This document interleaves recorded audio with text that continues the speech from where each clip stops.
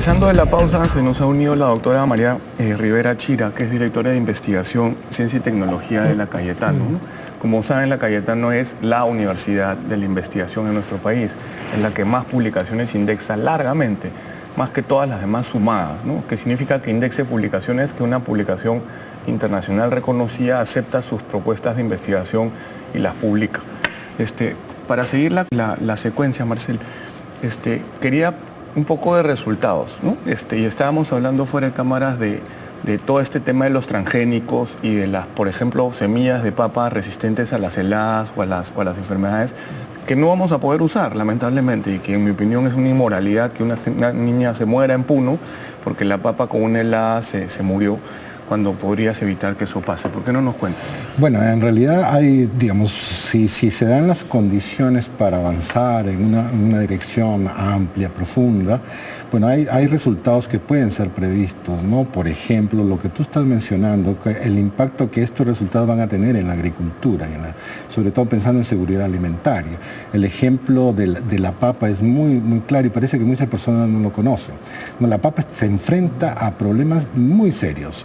Son problemas de enfermedades, básicamente la rancha, que diezma un cultivo, que no hay resistencia natural en las variedades y especies nativas, los problemas de los insectos, la polilla guatemalteca, que está en camino a llegar a Perú, que es terrible, las heladas, y todos esos tienen soluciones biotecnológicas, soluciones que implican la introducción de genes, incluso de otras especies vegetales, para generar estas variedades, ¿no? Variedades resistentes que van a favorecer una mejor producción, bajos costos y con una ventaja para la seguridad alimentaria. Pero hay otros ejemplos de esto que tenemos en el caso del maíz, el caso del algodón, que es terrible, ¿no? No hay forma de competir ya si no entras a hacer variedades de algodón resistentes. No sabe la gente, pero estamos importando la mitad del algodón pima que usamos. El famoso algodón pima lo hacen ahora en Estados Unidos y otras variedades de algodón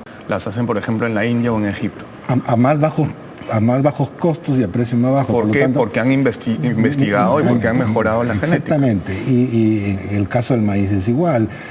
El ministro de Agricultura salió en una entrevista con Jaime de Altaos diciendo que el maíz había crecido poco, pero sin mucha importancia, y no se da cuenta que más del 60% de la demanda de maíz es importada.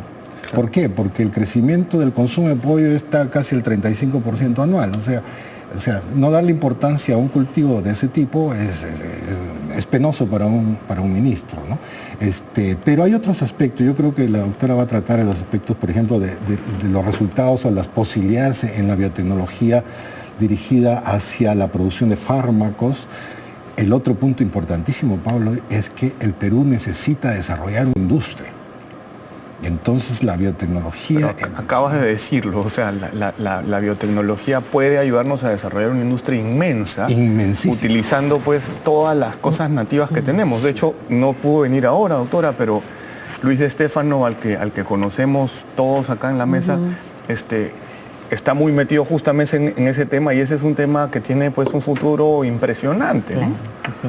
No, es sumamente interesante. Yo creo que, como dice el doctor Gutiérrez, es sumamente, a veces es un poco preocupante ver que hay posiciones para ciertos aspectos, por ejemplo, cuando se hablan de transgénicos y otras cosas, pero también es importante saber de que se está usando hace muchos años los transgénicos, ¿no? Por ejemplo, cuando se genera insulina para tratamientos y además no necesariamente el transgénico es tan malo como que... el problema muchas veces es que hay algunas empresas que tienen una legislación o se acogen a legislaciones que no son favorables para la población, que ese es otro tema, pero la biotecnología en sí es realmente fabulosa. Hablemos también de otras situaciones, por ejemplo, la generación de vacunas, ¿no? A través de la biotecnología.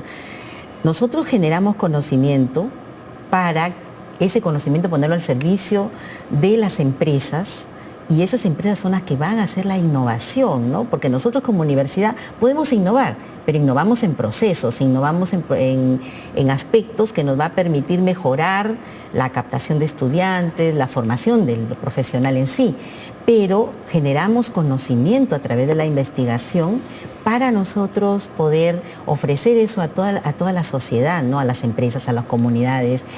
¿Por qué no pone un ejemplo concreto de un proceso de investigación concluido, por ejemplo? Por ejemplo, nosotros trabajamos mucho con consorcios bacterianos para biorremediación en empresas que producen contaminación, por ejemplo, la minería, el petróleo. Eso significa, ¿no?, que uno suelta unos tubitos, digamos, lo tira en un río y las bacterias empiezan a comerse la contaminación. O muchas veces, esa es una de las cosas que puede ocurrir, pero también muchas veces se identifican algunas especies que actúan más bien como biosensores, que van a permitir poder saber si esas aguas o esa tierra, ese terreno está contaminado o no, dependiendo de cuál es el organismo, el microorganismo que está viviendo en esa zona. Política ambiental del siglo XXI. Exacto. Tratamiento de residuos sólidos, tratamientos de agua, también utilizan procesos de biotecnología. Por supuesto, ¿no? Y realmente con muy buenos resultados,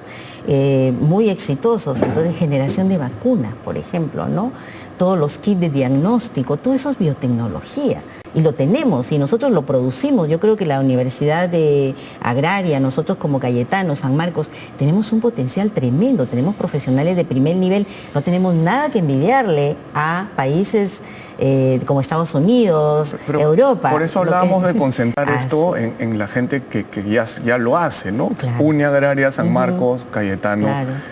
Católica quizás, y se acabó. Son 5 universidades, pero de ahí se puede hacer en conexión con los peruanos que están afuera y que podrían regresar, en conexión con las universidades internacionales con las que ustedes tienen vínculos, o sea, una maravilla, ¿no? Claro, de hecho, una de las cosas que, por ejemplo, nosotros como universidad hemos ensayado son varios modelos, programas, por ejemplo, la beca de retorno que luego la adoptó el FINCID y CONCITEC, ¿no? Que ahora también están tratando de promocionarla mucho más, de traer más gente de fuera. Otros son los laboratorios gemelos. Nosotros tenemos un laboratorio gemelo con la Universidad de Berkeley de moléculas individuales, ¿no? Eso es un laboratorio que permite, por ejemplo, conocer la estructura de un fármaco, modificar algunos aspectos de la conformación de un fármaco para hacerlo menos agresivo, más agresivo, dependiendo o inhibir los efectos colaterales, etcétera, etcétera, ¿no? Y es un laboratorio gemelo con la Universidad de Berkeley.